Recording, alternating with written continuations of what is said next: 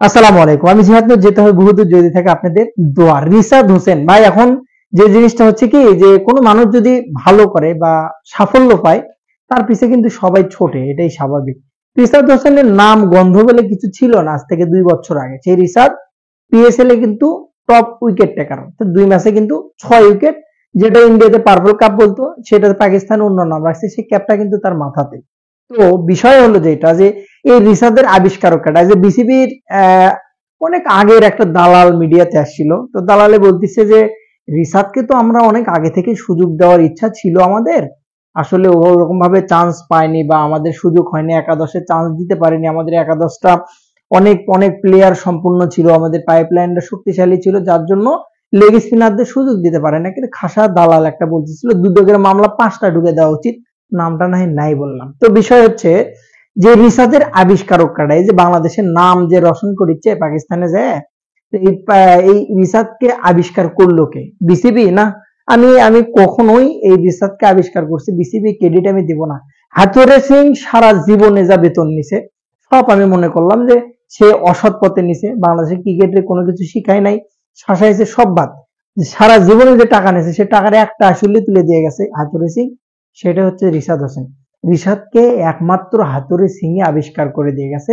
এটা একবারে ভাই, সে খারাপ হোক মন্দ হোক যেটাই হোক না কেন, এই কথাটা আপনি ক্লিয়ারলি বাংলাদেশের ক্রিকেটের যারা ফ্যান, এটা বলতে হবে। কারণ হাতুড়ি সিং একসময় জোর করে রিশাদ হোসেনকে খেলাইতো ম্যাচে, তাকে কিন্তু ম্যাচ খেলানোর কোনো ইচ্ছা বাংলাদেশ ক্রিকেটের কোনো সময় পোষণ করেনি। পাপন চোরের আমলে তো কথা কোনো মানে কথা আসেই না। বর্তমানে কিন্তু ফারুক সাহেবের যুগ চলছে, এখনো যে সেরকম ভাবে প্রাধান্য পাবে তার পারফরমেন্সে কিন্তু টিকে আছে কিন্তু রিশাদ। তো সেই সময় কিন্তু বিসিবি এই ক্রেডিটটা পায় না। হ্যাঁ, আপনি বলবেন বাংলাদেশের ক্রিকেটার বিসিবি তাকে পালে, হ্যাঁ বিসিবি তো আমিনুল ইসলাম বিপ্লবকেও পালে, যাকে এক্সট্রা একটু প্র্যাকটিস করবে, আজ থেকে 2 দিন আগের নিউজ, এক্সট্রা একটু প্র্যাকটিস করবে, নিজেকে ঝালিয়ে নেবে। মিরপুরের মাঠ তার জন্য এলাও হয় নাই, তাকে কিন্তু ঘাস ছুটে যাবে, মিরপুর কাটের ঘাসটা নষ্ট হয়ে যাবে, সেজন্য তাকে কিন্তু চান্স দেওয়া হয় নাই। কিসের জন্য তাহলে?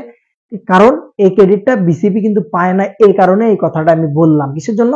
কারণ বিসিবি যতটুকু ইনভেস্ট রিসাদের বিষয়ে করছে, রিসাদ কিন্তু ঘরোয়া লিগে যদি পারফরমেন্স যদি, তো যে ইনভেস্টটা রিসার্চের বিষয়ে করছে, সেই জিনিসটা যদি আপনি সেই সময় যদি ইনভেস্ট করার পরেও যদি বিসিবি তাকে সত্যিকার অর্থে ন্যাশনাল টিমে যদি সুযোগ দিত, জুবাইর হোসেন লিখনকে যদি সুযোগ দিত, আমিনুল ইসলাম বিপ্লবকে 2 ম্যাচ 3 ম্যাচ খেলানোর পরে আবার যদি ট্রাই করতো, কিন্তু লেগ স্পিনার কাউকে কিন্তু ট্রাই করে নাই।